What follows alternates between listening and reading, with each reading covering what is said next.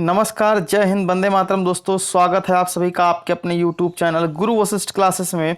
This is Ajit Shukla और बहुत ही important topic आज आपके लाए हैं, पेड़ पौधे एवं उनका जीवन जो है। तो इसमें आपके EVS से बहुत सारे क्वेश्चंस बनते हैं जो लगातार परीक्षाओं में पूछे जाते हैं। प्रतियोगी परीक्षाओं की तैयारी यदि आप करना चाहते हैं तो आपको बहुत ही बेहतरीन प्लेटफॉर्म गुरु वशिष्ठ क्लासेस लगातार आपको नई नई वीडियोज़ नए नए टॉपिक के लेकर के आ रहा है, जिसके द्वारा आप अपनी बेहतरीन तैयारी कर सकते हैं। तो आइए देखेंगे, वन लाइनर क्वेश्चन है ये, 1 बाय 1। पहला क्वेश्चन है, पौधे किस प्रकार का जल अवशोषित करते हैं? पौधे किस प्रकार का जल अवशोषित करते हैं? गुरुत्वीय जल, केशिका जल, क्रिस्टलीय जल या आर्द्रता जल?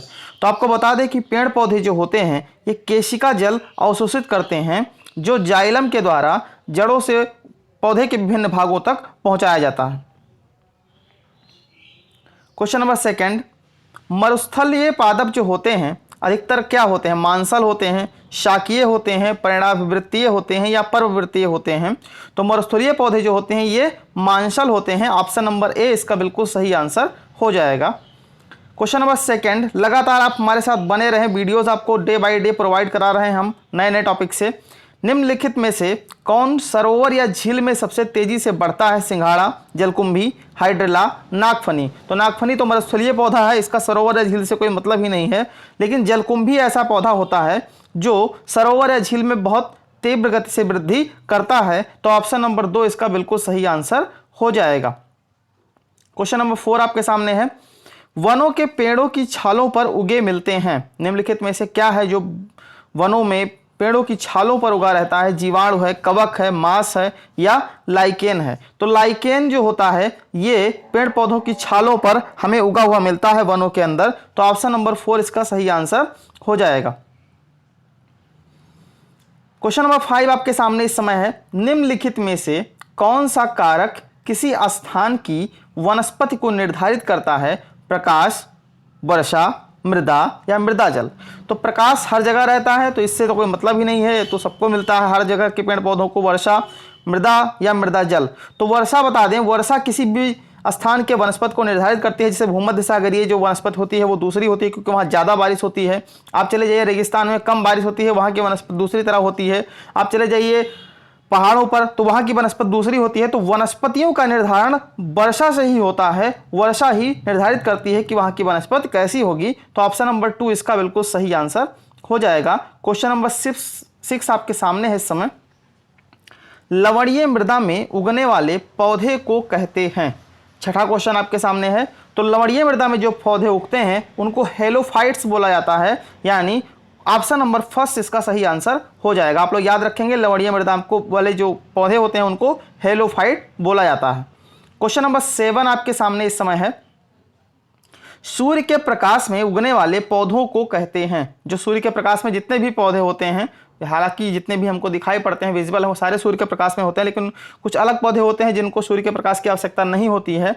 तो जो सूर्य के प्रकाश में उगते हैं उनकी बात यहाँ कर रहा है, तो उनको हम लोग कहते हैं आतपोदभिद, यानी आतप माने वैसे भी सूर्य का प्रकाश होता है, तो आतपोदभिद माने सूर्य के प्रकाश में जितने भी पौधे उगते हैं उनको आतपोदभिद कहा जाता है। क्वेश्चन नंबर 8 आपके सामने इस समय है, वन्य जीवों को मारने तथा वनों को काटने से होता है? मृदा अपरदन, बाढ़ आना, सूखा पड़ना, उपरोक्त सभी? तो आपको बता दें ये ऐसी प्रक्रिया है जिसमें उपरोक्त सभी आंसर हो जाएगा। ये सारी चीजें होती हैं, यदि हम अपने नेचर को डिस्टर्ब करते हैं तो नेचर हमें डिस्टर्ब करेगा। घर पर रहें आप, सुरक्षित रहें। क्वेश्चन नंबर 9 आपके सामने इस समय है, बेहतरीन क्वेश्चन, जैव मंडल में एक ही जात की संख्या को कहते हैं? जैव समुदाय, जैव विविधता, जनसंख्या या पारितंत्र? तो अगर एक ही जात का कोई भी है तो उसको जनसंख्या के रूप में गिना जाता है, यानी जनसंख्या कहा जाता है। ऑप्शन नंबर 3 बिल्कुल सही आंसर हो जाएगा। क्वेश्चन नंबर 10 मोस्ट इंपॉर्टेंट और बहुत ही सरल, प्रकृति में ऊर्जा का मुख्य स्रोत है? उत्पादक, द्वितीयक उपभोक्ता, प्राथमिक उपभोक्ता या सूर्य? तो ग्लूकॉन डी भैया कहते हैं ऊर्जा का बहुत बड़ा स्रोत है, तो उसके चक्कर में मत जाइएगा। यहाँ पर सूर्य जो है ये आपका ऊर्जा का मुख्य स्रोत है, सूर्य से ही पृथ्वी की सारी ऊर्जा का संचार होता है। क्वेश्चन नंबर 11 आप देखेंगे इस समय आपके सामने है, एक पारितंत्र में कौन से 2 घटक होते हैं? पादप एवं प्राणी, जैविक एवं अजैविक घटक, जैविक एवं अजैविक कर लीजिएगा यहाँ पर अजैविक, मछली एवं मेढक, मेढक एवं शेर। तो पारितंत्र की अगर हम बात करें तो जैविक और अजैविक दोनों घटक होना बहुत आवश्यक है, यानी जैविक और अजैविक घटक मिलकर के ही किसी पारितंत्र का निर्माण करते हैं। उसमें कुछ जीवित होंगे, कुछ अजीवित होंगे। तो ऑप्शन नंबर 2 बिल्कुल सही आंसर हो जाएगा। पारितंत्र में दो घटक होते हैं, जैविक एवं अजैविक। क्वेश्चन नंबर 12 आपके सामने इस समय है, मानव निर्मित पारिस्थितिकी तंत्र है वन पारितंत्र, फसल पारितंत्र, घास स्थल पारितंत्र या अलवणीय जल पारितंत्र। तो फसल जो है ये मानव उगाता है, मानव के हिसाब से बनाया जाता है, बाकी सब कुछ प्रकृति द्वारा स्वयं होता है। तो यहां पर जो ऑप्शन होगा आपका फसल पारितंत्र, ऑप्शन नंबर 2 बिल्कुल सही आंसर हो जाएगा मानव निर्मित पारितंत्र में। क्वेश्चन नंबर 13 आपके सामने इस समय है, मोस्ट इंपोर्टेंट, बालुकोद्भिद किस स्थान पर उगने वाले पौधे हैं? चट्टानों पर, बजरी तथा रेत पर, बेकार सख्त भूमि पर। तो बालू शब्द से ही पहले पता चल रहा है रेत या बजरी की बात कर रहा है, तो ऑप्शन नंबर 2 बिल्कुल सही आंसर हो जाएगा। तो बालुकोद्भिद जो है बजरी एवं रेत की बात करेगा, ऑप्शन नंबर 2। क्वेश्चन नंबर 14, आप लोग घर पर रहेंगे, चैनल पर नए हैं वो लोग सब्सक्राइब करेंगे, दोस्तों में शेयर करते रहेंगे। सर्वाधिक अस्थायी पारिस्थितिकी तंत्र है, सबसे ज्यादा अस्थायी कौन सी पारिस्थितिकी होती है उसकी बात कर रहा है। तो ऑप्शन नंबर 3 महासागर जो होता है ये सर्वाधिक अस्थायी पारिस्थितिकी तंत्र है, ये सबसे ज्यादा बार पूछा गया है प्रश्न। क्वेश्चन नंबर 15 फिर इसी से रिलेटेड है आपका, निम्नलिखित में कौन सा पारिस्थितिकी तंत्र पृथ्वी के सर्वाधिक क्षेत्रफल पर फैला हुआ है? कौन सा ऐसा है जो पृथ्वी के सर्वाधिक क्षेत्रफल पर है? तो आपको बता दें सामुद्रिक, यानी समुद्र का जो पारिस्थितिकी तंत्र है वो हमारी पृथ्वी के सर्वाधिक क्षेत्रफल पर फैला हुआ है।